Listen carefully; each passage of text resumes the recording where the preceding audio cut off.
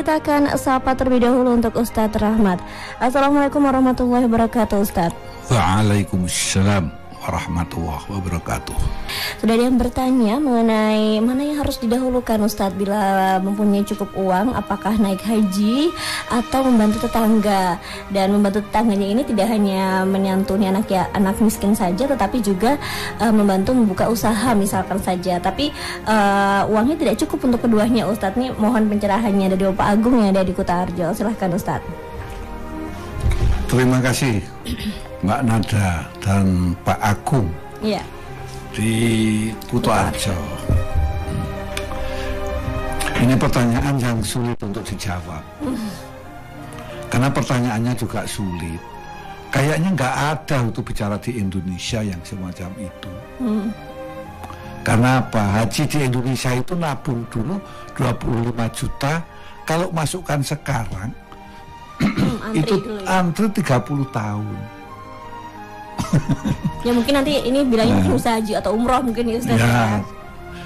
Nah, terus sampai saat ini juga kayaknya untuk di Indonesia nggak ada orang kelaparan. Karena ya sudah ditanggung oleh bagi PKH maupun ya ada bantuan-bantuan sosial ya. Bantuan. Nah, tapi ini sebuah kajian ilmu yang nggak salah lah. Tapi ini terapannya kan tidak ketemu. Yang jelas, kalau kita hidup ini memersatukan Allah, kalau hidup kita ini menomorsatukan Allah, Allah juga akan memprioritaskan kita. Berbicara haji, silahkan diteliti. Ini ilmu-ilmu empirik. Sulit dijumpai orang berangkat haji menjadi miskin. Begitu juga orang bersedekah, baik orang miskin, tetangga, yatim piatu, menjadi miskin, sulit dijumpai. Kecuali orang itu merubah kebiasaan. Contoh biasanya dagang dia nggak dagang itu lain. Ini. Biasanya mencangkul nggak mencangkul sehingga nggak panen itu lain. Asal kita wajar-wajar hidup dan melakukan amal-amal soleh, baik untuk haji, baik untuk anak miskin, baik untuk menyekolahkan anak-anak kita atau tetangga kita yang membutuhkan bantuan, tidak menjadikan kita menjadi orang miskin. Maka kalau bahasa Melayu, don't worry, Pak Agung. Lalu dalam menghadapi begini bagaimana? Hidup ini perlu perencanaan. Hati tidak ada cukup uang itu sekian, terus di tetangga ada yang busung lapar, itu enggak. Semua mesti melalui proses. Maka kita prioritaskan kita mau haji tahun sekian. Termasuk kalau ada yang mau haji untuk tahun ini langsung berangkat lewat Rindu Ka'bah 180 juta. Plus itu ya? Iya, plus itu. plus 180 juta. Artinya apa? Kita tuh memprioritaskan haji. Kalau kita memprioritaskan haji, semuanya akan tercukupi oleh Allah. Ini yang harus dipahami oleh Pak Agung. Silakan, saya sarankan memprioritaskan Allah. Memang membantu orang miskin prioritas. Untuk Allah juga prioritas. Tapi dua-duanya prioritas. Ya. Gitu. Kalau saya haji, saya tabung sambil menunggu waktu, orang miskin tetap kita santuni. Insya Allah doa orang miskin kita nanti cepat bisa melunasi. Iya, luar biasa. mudah-mudahan juga terpuaskan dengan jawaban Ustadz ya Ustadz ya, dari Pak Agung yang tadi yang ada di Kutarjo. Ada pertanyaan tadi dari sahabat Nurwanto Andri Irawan yang bertanya mengenai apakah jika tidak melaksanakan sholat Jumat 3 kali berturut-turut dengan sengaja kita sudah dihukum menjadi orang kafir. Ini temanya berbeda dengan tema kita pada siang hari ini, tetapi tidak mengapa. Silakan untuk dijawab Ustadz. Terima kasih Mas Nurwanto Andri Irawan Nurwanto di Kebumen. Yang perlu kita pahami bersama bahwa Islam itu mewajibkan umatnya ini untuk menuntut ilmu. Artinya untuk selalu bertambah ilmu.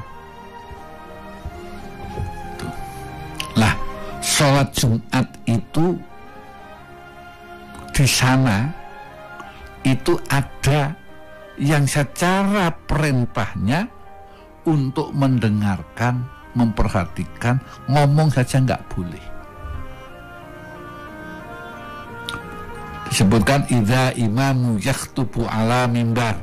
Kalau imam sedang khutbah di dalam mimbar, wala yatakallam, maka janganlah kamu berbicara. Wa may yatakallam, barang siapa yang berbicara lakot lao, maka tidak ada gunanya. Wa malakola, benar-benar tidak berguna. Maka ansitu wasma wa atimu, perhatikan, dengarkan. Ini ikuti dan dengarkan, sehingga menyuruh orang berhenti berbicara pun kita tidak boleh. Mudah. Apalagi kok sampai mengikuti pembicaraan orang, ditanya dijawab, tidak boleh. Pokoknya perhatikan. Tapi kebanyakan malah tidur atau mudah kita jumpai. Ini yang pertama. Nanti kita untuk tambah ilmu. Lah, yang perlu dipahami hukum Jumat apa? Kan kita wajib untuk bagi laki-laki. Bagi perempuan sunnah, tapi dapat menggugurkan wajib. Sehingga seorang wanita kalau sudah Jumatan tidak perlu sholat zuhur, perbuatan sunnah, namun dapat menggugurkan wajib. Itu sholat Jumat bagi seorang wanita. Lalu yang menjadi bagi nekat sengaja tidak sholat Jumat berturut-turut menjadi kafir. Kalau saya tidak akan menghukumi sampai ke sana. Yang jelas orang itu sudah berani menentang Allah. Yang mewajibkan sholat Jumat itu siapa? Ya Allah. Allah kan? Kenapa kita kok wani-wani nih kalau Gusti Allah? Apa sih kehebatan kita kok wani be Gusti Allah? Ini. Biar nanti Mas Nurwanto bisa menganalisa sendiri maksud dari pernyataan saya. Tidak hanya masalah sholat Jumat, tidak sholat fardu juga termasuk. Jangan dikira. Maka ada yang berpendapat orang yang tidak sholat, dia tidak mau menyolati mayatnya. Ada ulama yang begitu. Nah, tapi ada yang mengatakan, siapa tahu pas mau mati dia itu mendapatkan hidayah dari Allah, maka kita sholati. Ya ada juga yang begitu. Inilah memahami. Nah, oleh karena itu saya tidak akan menjas bahwa yang tidak sholat Jumat 3 kali berturut-turut itu adalah kafir. Kafir itu sebutan untuk pemeluk agama non-Islam. Jadi seperti orang Arab orang Cina, orang Malaysia yang bukan Indonesia berada di Indonesia namanya orang asing. Betul? Ya, WNA Ustaz ya. WNA, warga negara Asing. Asing mana? Ya, macam-macam. Pemeluk agama non-Islam namanya kafir. Tapi kadang orang nggak paham. Kafir itu adalah tidak bertuhan. Keliru itu. Ateis ya kalau tidak bertuhan ya. Maka orang kafir itu beragama. Maka dalam Al-Quran, lakum dinukum waliyadin. Agamamu, agamamu, agamaku, agamaku. Tapi karena pemahaman agama ini yang tidak dalam, lebih-lebih dipelintir dengan politik kepentingan, ya rusak. Nih, ada yang tidak terima kalau disebut kafir. Asal disebut apa? Memang dalam Islam itu istilah pemeluk agama lain adalah kafir. Maka kul ya ayyuhal kafirun. Nah, beribadah enggak orang kafir? Beribadah. La a'budu ma ta'budu. Aku tidak menyembah apa yang kamu sembah. Bertuhan enggak? Ya bertuhan.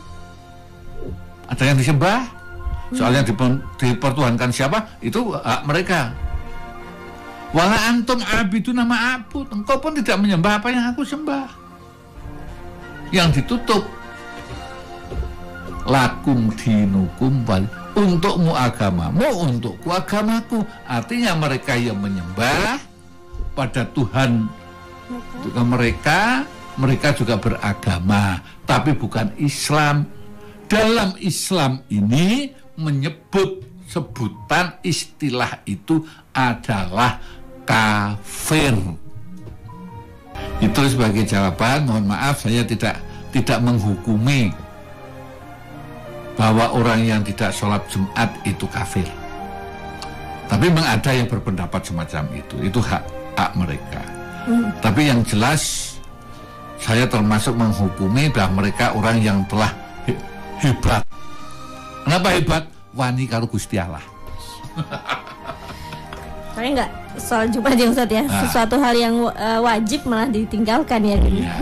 Alhamdulillahirabbil alamin. Subhanakallahumma wa bihamdika asyhadu alla ilaha illa anta astaghfiruka wa atubu ilaik. Maha suci Engkau ya Allah dan segala puji bagimu. Aku bersaksi bahwa tiada Tuhan melainkan Engkau. Aku mohon ampun dan bertobat kepadamu. Wassalamualaikum warahmatullahi wabarakatuh.